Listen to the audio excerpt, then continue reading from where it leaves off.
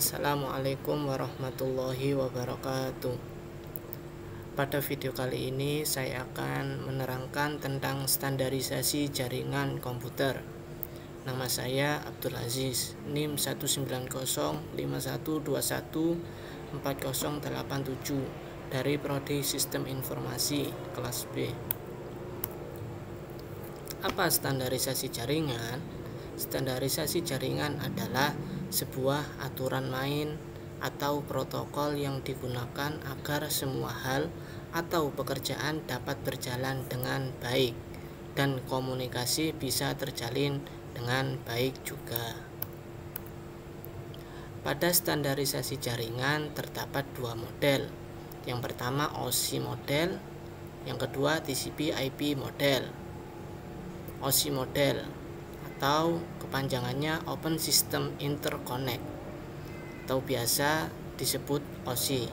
OSI Layer dikembangkan oleh sebuah organisasi yang merupakan Badan Standarisasi Internasional ISO.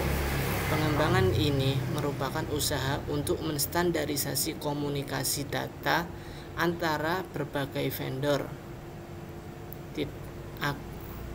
agar tidak monopoli, agar berbagai vendor dapat berkomunikasi. Sedangkan TCP/IP model kepanjangannya adalah Transmission Control Protocol Internet Protocol atau biasa disebut TCP/IP. TCP/IP layer dikembangkan oleh DoD, Department of Defense Amerika Serikat pada tahun 1970-an. Kenyataannya, model teknologi TCP/IP ini ternyata lebih populer digunakan di pasar ketimbang model yang dikembangkan oleh OSI. Nah, pada gambar ini dijelaskan layer antara layer OSI dan layer TCP/IP. Yang di sebelah kiri ada layer OSI. Layer OSI ada 7. Pertama, application, presentation, session, transport, network, data link, dan physical. Sedangkan layer TCP/IP hanya ada 4. Ada application, transport, internet, dan network access. Fungsi layer application fungsinya adalah menunjang aplikasi untuk berkomunikasi melalui jaringan. Contohnya SMTP. Layer presentation fungsinya memformat data sehingga dapat dikenali oleh penerima. Contoh JPG, GIF, HTTPS, SSL, dan TLS. Layer session fungsinya yaitu membentuk koneksi, kemudian memutuskannya ketika seluruh data telah terkirim. Contohnya NetBIOS dan PPTP. Layer transport fungsinya yaitu mengatur flow control, acknowledgement, dan mengirim ulang data jika diperlukan. Contohnya ada 2, TCP dan UDP. Lalu layer network fungsinya yaitu menambahkan alamat jaringan pada paket. Contohnya router. Layer 3 switch. Lalu ada layer data link, fungsinya yaitu menambahkan MAC address pada paket. Contohnya switch. Yang terakhir ada layer physical, fungsinya yaitu mengirimkan data melalui media transmisi. Contohnya hub, NIC, dan kabel. OSI versus TCP. Karakteristik OSI dan TCP/IP mempunyai karakteristik sendiri-sendiri. Karakteristik pada OSI model. Yang pertama, layer hanya boleh dibuat di mana tingkat abstraksi tertentu diperlukan. Yang kedua, fungsi setiap layer harus dipilih sesuai dengan standar protokol. Yang ketiga, jumlah layer harus besar sehingga fungsi yang terpisah tidak boleh diletakkan di layer yang sama. Yang keempat, dalam model OSI, setiap layer bergantung pada layar bawahnya untuk bekerja. Dan yang terakhir, perubahan yang dibuat dalam satu layar seharusnya tidak memerlukan perubahan di layar lain. Sedangkan karakteristik pada TCP/IP model yaitu 1. Dukungan untuk arsitektur yang fleksibel memudahkan menambah lebih banyak sistem ke jaringan itu. Yang kedua, dalam TCP/IP jaringan tetap utuh sampai mesin sumber dan destinasi berfungsi dengan baik. Yang ketiga, TCP adalah protokol berorientasi koneksi. Yang keempat, TCP/IP menawarkan keandalan dan memastikan bahwa data yang tiba di luar urutan harus diatur kembali. Dan yang terakhir, TCP/IP memungkinkan Anda untuk menerapkan kontrol aliran. Terdapat beberapa perbedaan antara OSI dan TCP/IP.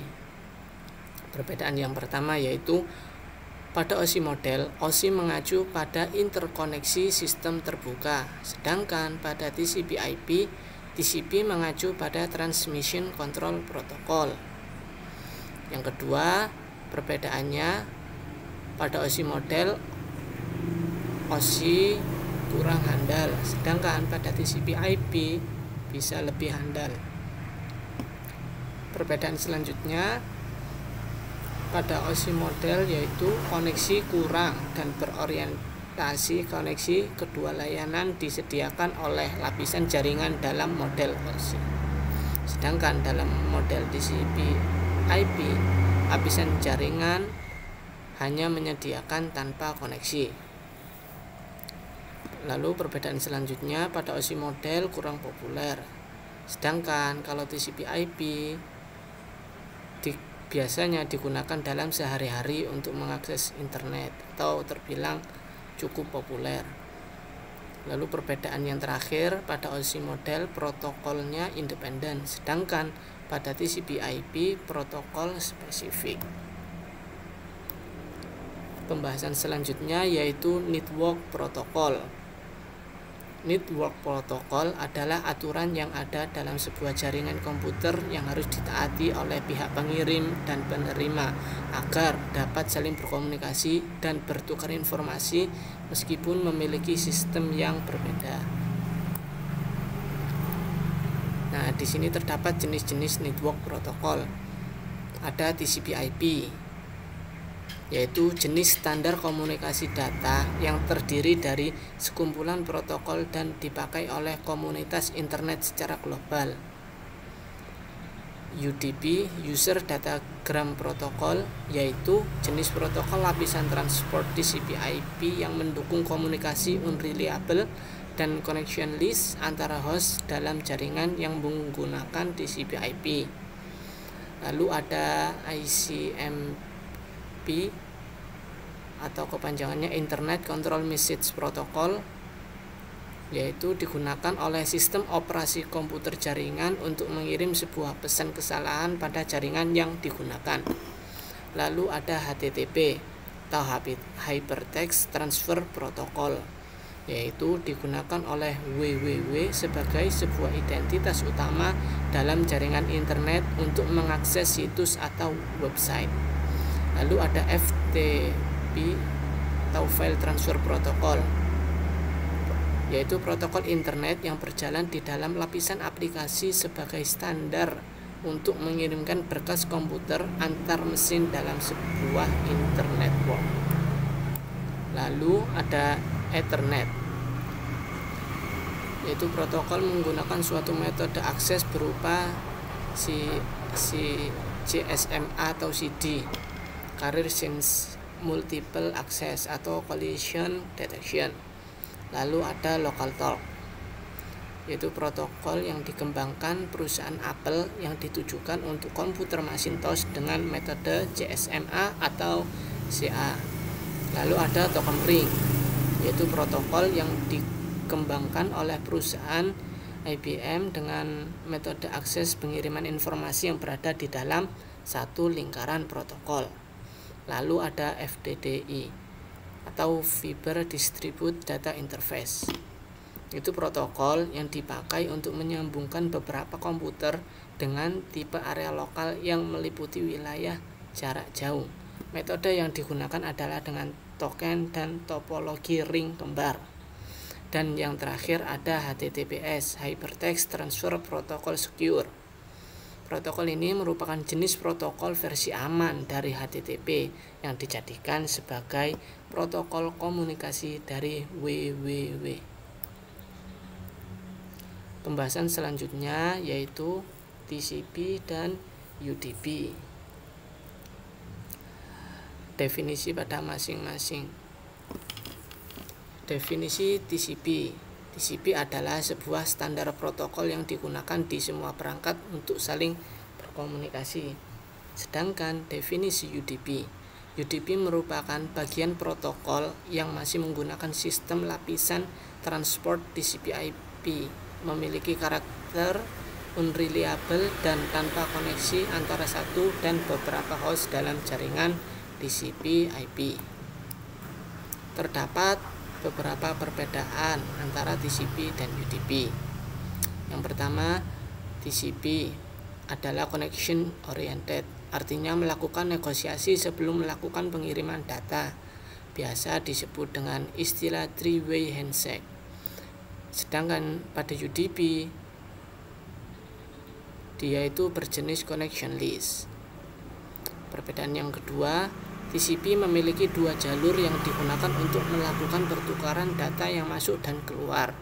Sedangkan pada UDP mengirimkan data dalam bentuk datagram yang memungkinkan data yang diterima bisa mengalami kerusakan dan tidak urut. Perbedaan selanjutnya, pada TCP terbilang reliable, sedangkan pada UDP unreliable. Contoh aplikasi pada TCP ada FTP, SMTP, dan Telnet. Sedangkan contoh pada UDP ada SAN RPC, SNMP, DNS, dan TFTP. Nah, pada gambar ini dijelaskan bahwa TCP pengirimannya itu pelan, akan tetapi aman. Jadi bisa dijamin keamanannya. Tipikal aplikasinya email, web browsing. Kalau UDP pengirimannya cepat akan tetapi tidak terjamin keamanannya. Tipikal aplikasinya VoIP dan musik streaming. Pada ilustrasi ini dijelaskan bahwa TCP jika ada barang yang belum terkirim atau rusak, maka akan memanggil ulang pada komputer untuk mengirim ulang barang tersebut. Sedangkan pada UDP, walaupun barang rusak ataupun hilang, tidak akan mengirim ulang barang tersebut. Seperti itu. Sekian presentasi dari saya. Kurang lebihnya saya mohon maaf dan terima kasih sudah menonton. Wassalamualaikum warahmatullahi wabarakatuh.